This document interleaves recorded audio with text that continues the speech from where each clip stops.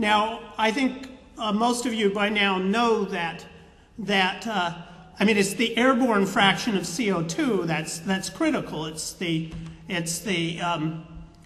amount that goes into the atmosphere. But the oceans and forests are two main sinks, and so they absorb a very large part of the carbon emissions.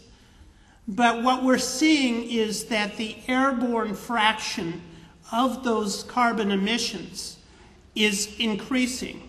So what that means is that the sinks, what they call the sinks for the carbon, the oceans and the forests, are decreasing in their capacity to absorb the carbon that's being emitted.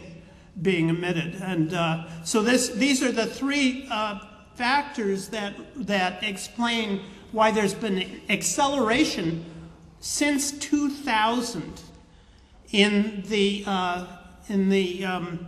atmospheric, the increase in the atmospheric CO2. And the third one, of course, all of these are serious. It's serious that we're increasing rather than decreasing our emissions, and we're increasing the emissions at an increasing rate. Of course, it's serious that we're increasing the carbon intensity of world output rather than decreasing it. But most serious of all is the fact that the airborne fraction is going up, because this is what we call a positive feedback, where the warming of the Earth and our various actions that are decreasing the extent to which the sinks or the oceans and the forests are able to absorb the carbon dioxide being emitted. And this is very threatening, because it can mean that the whole thing is going to develop much faster than anybody thought, than the IPCC thought in their latest report that came out in 2007 did not take this into account. So I just wanted to put that forward for you, and we could talk about other things. We could talk about the fact that James Hansen, who's really the most prominent climate scientist in the world, says we have less than a decade left now to really take action, or we're going to see a very big rise in sea levels, particularly as the ice melts in Antarctica, and we're seeing the effects of that now. So there is reason to think that as worried as we've been, the problem is actually accelerating, and this is what they've feared. Okay, I want to just say something about the way in which this is being approached. I don't mean the way we're approaching it here, those of us in this room. I don't mean the general public consciousness. I mean at the top, in the system itself, in terms of the attempts to manage this, and particularly the views coming out of the economic side, because that's really crucial in approaching this. And of course, I think many of you know that the most prestigious, and some even say radical, analysis of the problem is the Stern Review, brought out under the leadership of Nicholas Stern, who was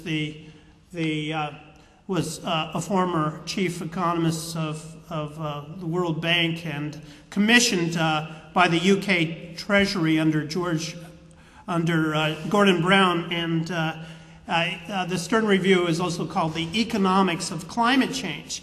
And in many ways, it was an improvement over what economists had been saying about the environment previously, because the economists, even those who seemed to be concerned, tended to downplay the problem in all the economic studies. They would say, it was questionable whether the effects of climate change were really all that serious.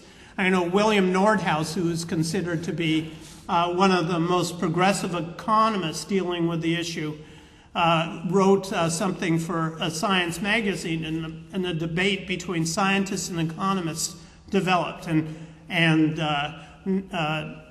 William Nordhaus was saying, well, if we had a, I don't remember the exact figures, but they were saying something, well, if we had a rise in global temperatures of, say, 6 degrees Celsius, it would cause a loss of, say, 2% of GDP and world GDP. They were dealing with numbers like that, and the scientists were coming back and saying, well, it would actually destroy all life on Earth. And so they had this strange debate going on where the economists were saying, well, this would hurt GDP by a few percentage points, and meanwhile the scientists thought nobody was going to be alive at all. And I'm exaggerating slightly, but it's not very much. If you want to read about this, Stephen Schneider in one of his books dealt with this.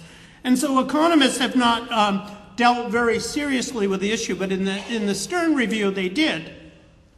And yet when you look at it, and it's pretty much an establishment view, it's sort of the progressive side of the establishment in terms of dealing with global warming. But the Stern Review, if you look at the fine print, it says that the goal is to make it so that emissions peak in 2015. So we reach our highest level of carbon emissions in 2015, and that we cut the emissions by 30% by 2050. And then that's supposed to put us on track to reducing them by 70 or 80% by the end of the century.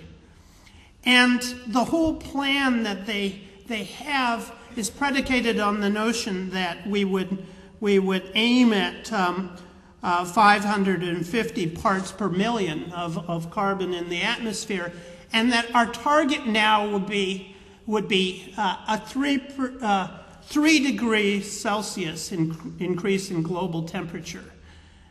No longer, remember, when they were developing the Kyoto Protocol, and all this time they've been saying 2 degrees Celsius increase is what we were aiming for, that anything beyond that was going to be disaster. Now they basically are raising it to, the goal is to prevent a 3 degrees Celsius increase. Now, one reason, of course, is that the way things are going, it's very difficult for us to reach the 2 degrees Celsius target. A lot of this is already built in by emissions that we've done in the past. We probably could, but it would require drastic cuts in emissions. In fact, I think the Stern report said it would require the emissions go down by 7% a year, and peaking in 2015. The Stern Review says what we want is to have a decrease in emissions by 1% a year after they peak in 2015, then a decrease by 1% a year up to 2050, which will result in a 30% cut, and then that will put us on track. That will only put us on track to maybe reducing it by 70 to 80% by the end of the century. And of course, we know that even the IPCC and the various scientists, they say if we get to a 3% level, there's a 50% chance we won't even be able to contain things by at that point. The feedbacks will be so great.